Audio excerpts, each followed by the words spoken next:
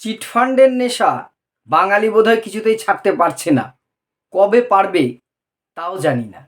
এই Sarada, Rose Valley tower, এটা সেটা হাজারটা চিটফান্ডে এত টাকা লুটপাটের পরেও আমাদের মধ্যে থেকে সেই চিটফান্ডের নেশাটাই কাটছে না। আবার চিটফান্ড। হ্যাঁ, আমার জেলায় নদিয়ার শান্তিপুরে আবার সেই চিটফান্ড কাণ্ড, আবার টাকা জমা, আবার ভুয়ো কোম্পানি, আবার সেই প্রতারণা।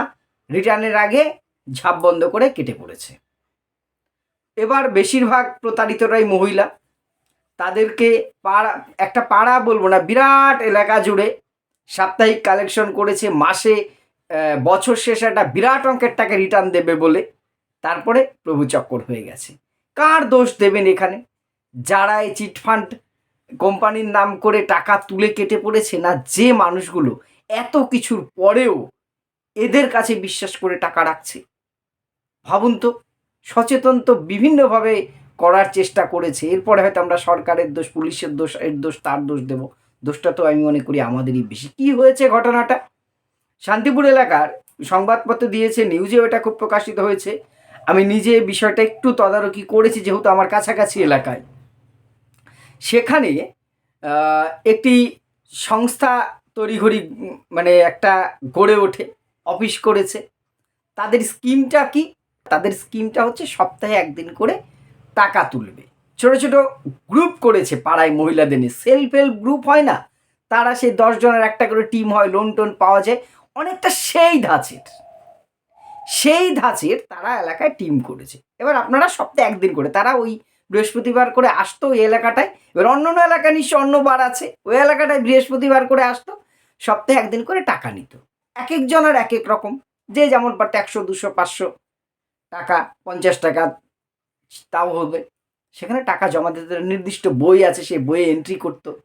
বেশ, যে বা যারা টাকাটা নিতে আসতো তারা কিন্তু এলাকার নয়, তাদের কেউ চেনে না, মানে সেইভাবে করে চেনে না, তাদের আতা পাতা সেই সব জানে না। একটা ঝাঁ চকচকে অফিস ঘর ভাড়া নেই, তারা অফিস করেছে।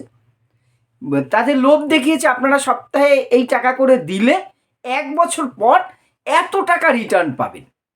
এবং যেটা হয় চিটফান্ডগুলোর ক্ষেত্রে, বিরাট স্বপ্ন দেখিয়েছে, আমাদের এই আছে সেই আছে, বিরাট স্কিম, এটা করুন। এবার একজন দুজন করতে করতে এলাকার মনে হয় কোনো মহিলা সেখানে বাদ থাকেনি। অর্থাৎ তারা মনে করেছে ওই ওই কোম্পানিতে টাকা না রাখাটা বোধহয় একটা বড় অপরাধ হয়ে যাবে। সবাই করেছে, আমি একা বাদ যাবো কেন? কেউ আর বাদ নেই এলাকার, সবাই প্রায় তাতে নাম নথিভুক্ত করে টাকা ঢেলে দিয়েছে।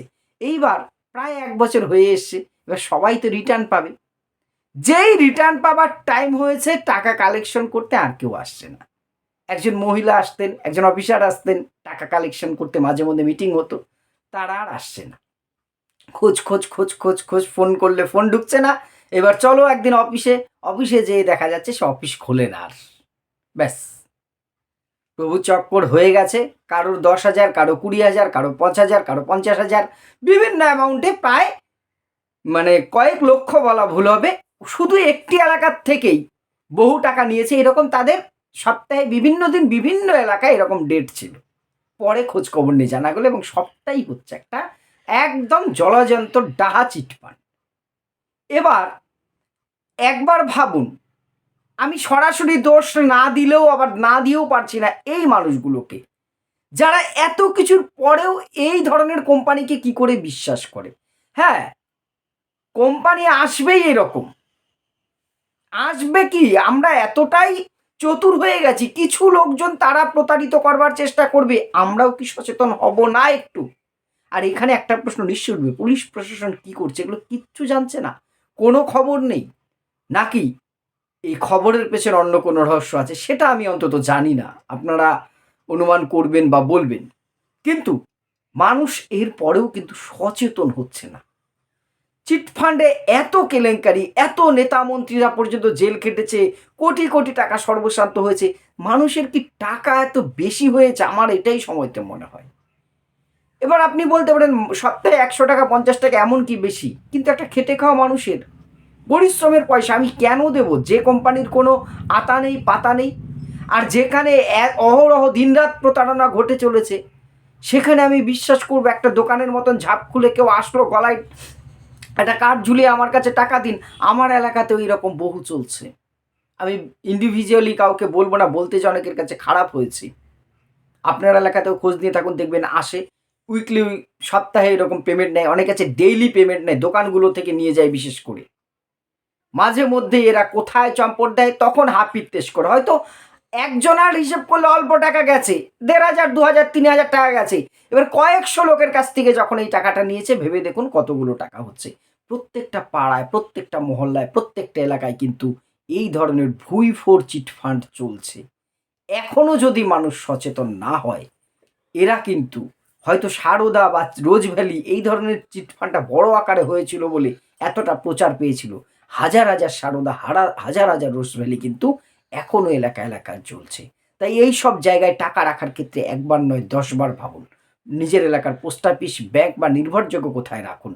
সেলফ হেল্প গ্রুপ সরকারিভাবে যেগুলো হয় ব্যাংকের মাধ্যমে, তাতে আপনারা যুক্ত হন। অবশ্যই স্বনির্ভরতার ক্ষেত্রে মহিলাদের বিশেষ করে প্রয়োজন আছে, কিন্তু এই ধরনের অল্প দিনে এত টাকা রিটার্ন দেব, এইটা শুধু কল্পনা। এরা বহু টাকা রিটার্ন দেওয়ার কথা বলেছিল, ইন্টারেস্টের হার প্রচুর।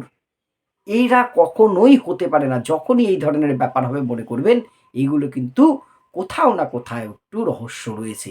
তাই নিজে সতর্ক হন, অন্যকে সচেতন করুন। না হলে কিন্তু আপনার কষ্টার্জিত পয়সা এভাবেই বারবার চোট হতে থাকবে। তাই সচেতন হন। ধন্যবাদ।